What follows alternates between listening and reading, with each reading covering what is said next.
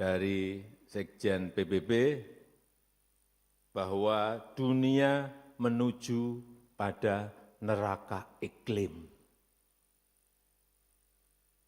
Ngeri, neraka iklim. Suhu akan mencapai rekor tertinggi 5 tahun ke depan. Hati-hati. Dan 1 tahun terakhir ini kita merasakan betul adanya gelombang panas, periode terpanas. Di India bahkan sampai 50 derajat Celcius. Di Myanmar 45,8 derajat Celcius. Panas sekali. Direncanakan dan korbannya sekali lagi rakyat. Selamat pagi, salam sejahtera bagi kita semua. Om Swastiastu, Namo Buddhaya, salam kebajikan.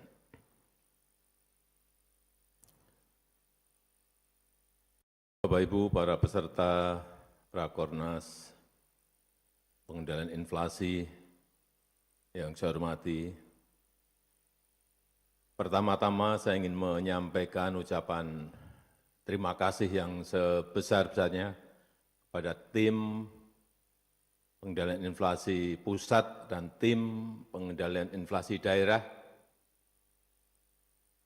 yang telah bekerja keras, yang telah berusaha keras untuk mengendalikan inflasi, sehingga yang terakhir di bulan Mei yang lalu, inflasi kita berada di angka 2,84%. Ini merupakan salah satu yang terbaik di dunia.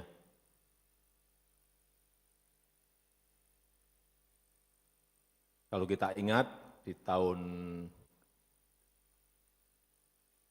9-10 tahun yang lalu, inflasi kita masih berada di angka 9,6%, Pak Gub, ya. 9,6%, dan atas usaha keras kita, sekali lagi, berada di angka 2,84. Dan saya tahu setiap minggu oleh Mendagri, di absen satu persatu inflasinya berapa, dibuka secara gamblang berapa angkanya di provinsi ini, di kabupaten ini, di kota ini, sehingga semuanya tahu. Setiap ke daerah juga yang saya tanyakan sekarang selalu inflasinya berapa, Pak Gub? Growth-nya, pertumbuhan ekonomi berapa, Pak Bupati, Pak Wali Kota? Selalu saya tanyakan itu supaya kita semuanya peduli, aware terhadap hal yang sangat penting. Karena begitu inflasi naik, misalnya 9,6, pertumbuhan ekonomi kita di angka 5, berat yang merasakan adalah rakyat. Sekarang inflasinya 2,84, growth pertumbuhan ekonominya 5,11%. Nah ini segar kalau seperti ini.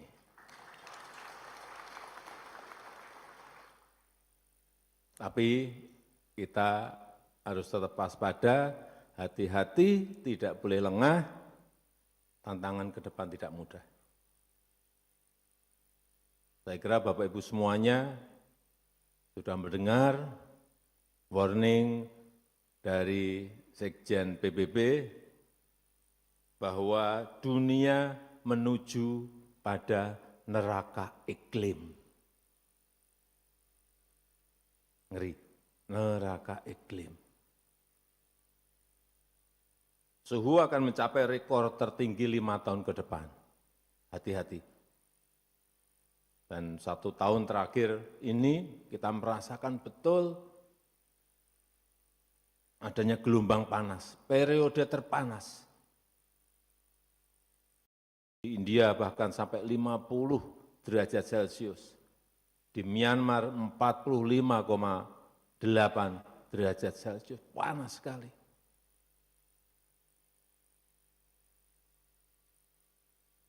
Kalau orang panas mungkin bisa masuk ke rumah. berteduh, bisa. Tapi urusan pangan, hati-hati masalah ini. FAO mengatakan bahwa jika didiamkan seperti sekarang ini, nggak ada pergerakan apa-apa, 2050 dunia akan mengalami kelaparan berat. Akan mengalami kelaparan. Ini yang harus direncanakan, diantisipasi sejak mulai sekarang. Karena diperkirakan 50 juta petani akan kekurangan air. Nggak ada air. Dan akan masuk pada tadi kekurangan pangan. Artinya apa? Jangan main urusan kekeringan. Jangan main-main urusan gelombang panas. Larinya nanti bisa ke inflasi. Begitu stok tidak ada, produksi berkurang, stok tidak ada, artinya harga pasti akan naik. Otomatis itu. Hukum pasarnya memang seperti itu. Dan itu adalah urusan kehidupan manusia. Sekali lagi, begitu produksi karena panas, urusan air enggak kita urus, produksi turun, stok menipis, otomatis harga pasti naik, otomatis juga inflasi pasti akan naik lagi. Rentetan ini yang harus diantisipasi, direncanakan, dan korbannya sekali lagi rakyat. Oleh sebab itu dalam 3 bulan ini Kementerian Pertanian, Kementerian PU sudah saya perintahkan bekerjasama dengan TNI, dan Panglima TNI dan Kodam-Kodam untuk secepatnya membangun pompa-pompa. Mungkin 20-an ribu pompa akan kita pasang di daerah-daerah yang memiliki produksi utamanya beras. Tapi bukan hanya beras saja, utamanya beras. Pompa dari sungai, naikkan ke atas untuk mengairi sawah. Baik itu sungai besar maupun sungai sedang maupun sungai kecil, semuanya manfaatkan air. Jangan biarkan air terus masuk ke laut. Pompa. Berapa sudah dikirim, saya kira ke Kodam-Kodam. Saya kemarin di Jawa Tengah sudah masuk pompanya 1.400, tapi akan tambah lagi. Terutama daerah-daerah produksi. Kan saya cek di lapangan, sehingga betul-betul saat kering karena El Nino, nanti di beberapa wilayah, mungkin di bulan Juli sudah mulai, dan yang masuk ke Agustus, September, Oktober, kita siap. Sehingga produksi tidak turun. Itu goalnya. Kenapa dipasang pipa? Meskipun kita dalam 10 tahun ini memiliki target membangun waduk 61 waduk dan bendungan. Yang sudah saya resmikan 43 bendungan. Tapi air ini juga harus diteruskan sampai ke sawah. Harus ada saluran primernya, harus ada irigasi sekundernya, harus ada irigasi tersiernya, sehingga sampai betul ke sawah, sehingga meningkatkan produksi. Yang sebelumnya mungkin hanya 1 kali panen menjadi 3 kali panen. Ini yang nanti akan menjaga inflasi kita tidak naik. Yang ketiga terakhir yang saya ingat, sudah saya resmikan, waduk Tiusuntuk di NTB, kemudian waduk Ameroro di Sutra, sudah. Ya, yang terakhir Sepaku Semoy di Kaltim. Nanti setelah ini akan ada yang selesai langsung kita resmikan semuanya.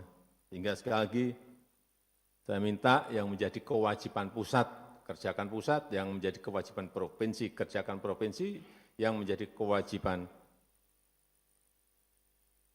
kabupaten kota juga kerjakan oleh kabupaten kota, sehingga kita betul-betul kerja semuanya terintegrasi. Dan sekarang adalah eranya teknologi, eranya smart system.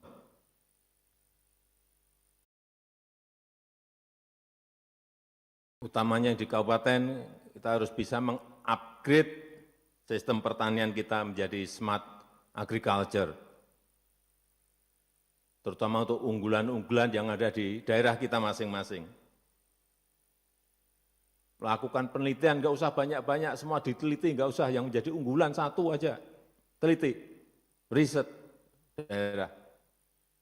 Karena daerah kita ini bentangannya sangat panjang dan setiap daerah memiliki unggulan-unggulan. Itu saja, nggak usah meneliti sampai ratusan, satu aja tapi yang unggulan.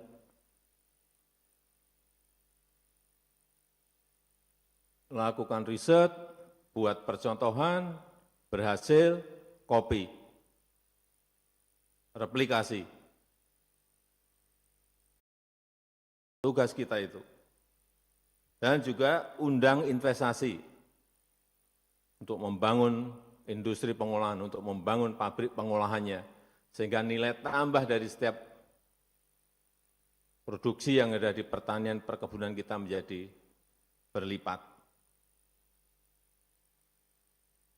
Bangun juga sistem distribusi yang terintegrasi. Ini sudah dilakukan sekarang oleh RRT. Sehingga betul-betul sistem distribusinya betul-betul terintegrasi. Betul. Saya kira kalau koordinasi pusat dan daerah bisa berjalan, apa yang tadi saya sampaikan akan bisa kita lakukan. Saya rasa itu yang bisa saya sampaikan dalam kesempatan yang baik ini.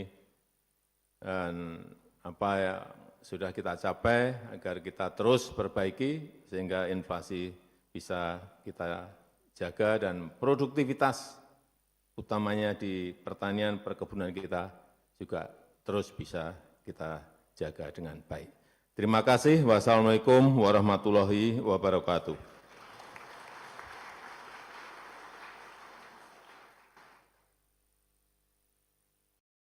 Sebagai ungkapan syukur kita kepada Tuhan Yang Maha Esa, marilah kita berdoa bersama yang akan dipimpin oleh Imam Besar Masjid Istiqlal, Profesor Kiai Haji Nazaruddin Umar.